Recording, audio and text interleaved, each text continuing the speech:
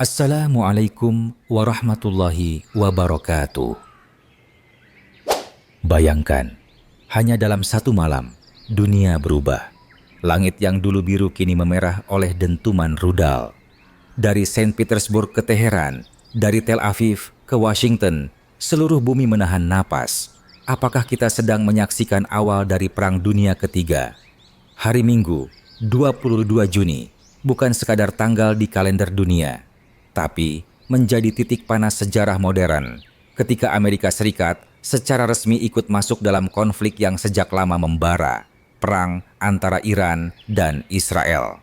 Tanpa banyak peringatan, pesawat pengebom siluman B-2 milik Amerika menjatuhkan bom pemusnah GBU-57 ke 3 lokasi strategis milik Iran, Fordo, Natanz, dan Isfahan. Semua dikenal sebagai pusat pengembangan nuklir negeri mula. Tidak hanya menghancurkan infrastruktur, serangan itu menghantam simbol kedaulatan. Iran bukan negara biasa. Ia bukan hanya berbicara tentang politik, tetapi juga harga diri, sejarah panjang, dan kekuatan regional yang tidak bisa diremehkan. Dalam waktu yang hampir bersamaan, Presiden Rusia, Vladimir Putin, dalam sebuah forum internasional di Saint Petersburg, menyampaikan kegelisahannya. Ia menyebutkan bahwa potensi konflik global sedang tumbuh subur, mulai dari perang Rusia-Ukraina hingga eskalasi antara Iran dan Israel. Tapi, yang membuat bulu kuduk merinding adalah pernyataannya soal fasilitas nuklir Iran, tempat para ilmuwan Rusia turut andil membangun 2 reaktor besar. Putin tahu, jika tempat itu diserang, yang terluka bukan hanya Iran, tetapi juga Rusia. Dan 2 hari setelah peringatan itu, kekhawatiran itu menjadi kenyataan.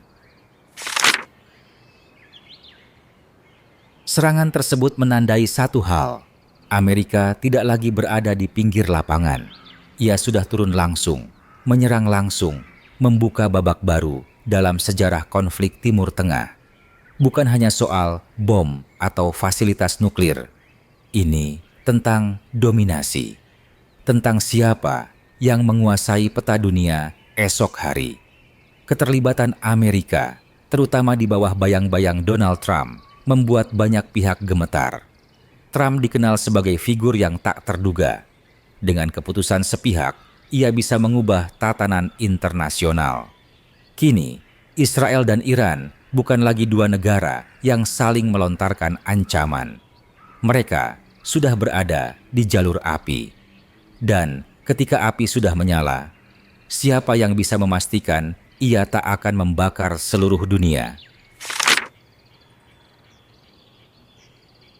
Anthony Gliss, pakar pertahanan dari Universitas Buckingham, tak ragu menyebut konflik ini sebagai cetak biru Perang Dunia Ketiga. Menurut Gliss, ada 2 skenario yang bisa menyeret Eropa dan dunia ke dalam konflik besar ini. Pertama, Iran tak tinggal diam. Mereka melancarkan serangan balasan melalui proksi-proksinya. Hizbullah di Lebanon, Houthi di Yaman, Hamas di Palestina. Meskipun dukungan ini tampak melemah, mereka tetap menjadi ancaman nyata bagi kepentingan Israel dan sekutunya. Kedua, musuh-musuh Amerika, Putin dari Rusia, Kim Jong-un dari Korea Utara, dan Xi Jinping dari China, melihat kelemahan Barat sebagai celah untuk mewujudkan ambisi besar mereka. Rusia bisa makin menggencarkan serangannya ke Ukraina. Korea Utara bisa kembali mengancam Korea Selatan. Dan China, dengan sabarnya, mungkin melihat saat ini sebagai waktu tepat untuk melangkah ke Taiwan. Jika semua itu terjadi secara bersamaan, dunia tidak hanya berada di ambang perang besar. Ia sudah tenggelam di dalamnya. Kita seringkali menonton berita perang seperti film, tapi ini bukan drama. Ini adalah kenyataan yang bisa mengetuk pintu rumah kita kapan saja. Apa yang dilakukan Israel dan Amerika Serikat terhadap Iran bukan hanya menciptakan keretakan baru. Ini membuka jurang yang lebih dalam. Jurang antara kekuatan militer dan kemanusiaan. Jurang antara kepentingan politik dan nyawa manusia. Dan dari Timur Tengah hingga Eropa Timur, Dari Korea hingga Laut Cina Selatan, semuanya hanya butuh satu percikan untuk meledak. Di tengah hiruk-pikuk dunia yang panas, kita sebagai umat Islam dituntut untuk berpikir jernih. Rasulullah bersabda, akan datang suatu masa di mana fitnah seperti potongan malam yang gelap gulita. Seseorang di pagi hari beriman, tapi di sore hari ia sudah kafir. Ia menjual agamanya demi dunia. Hadis riwayat Muslim. Apakah kita sedang menuju masa itu? Perang demi perang, dendam demi dendam, semuanya berputar di sekitar kekuasaan.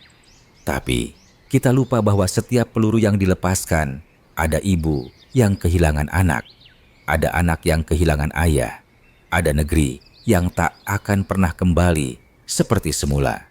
Sahabat mukmin, saat ini kita mungkin duduk di depan layar, merasa aman, jauh dari dentuman bom. Tapi sejarah mengajarkan, dunia bisa berubah dalam satu malam. Hari ini Iran dan Israel. Besok bisa jadi negeri manapun. Tidak ada yang benar-benar aman. Namun, di tengah semua kekacauan ini, kita masih punya harapan. Harapan itu bernama doa, bernama taubat, bernama kesadaran.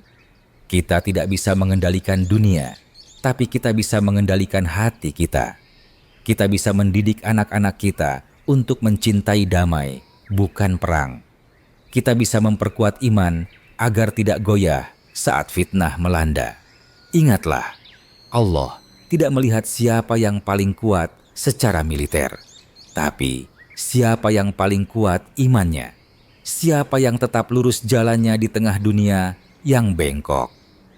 Ketika bom dijatuhkan dan dunia terguncang, jangan biarkan hatimu hancur. Kuatkan imanmu.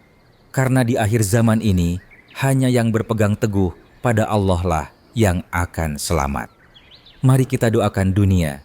Mari kita doakan umat Islam.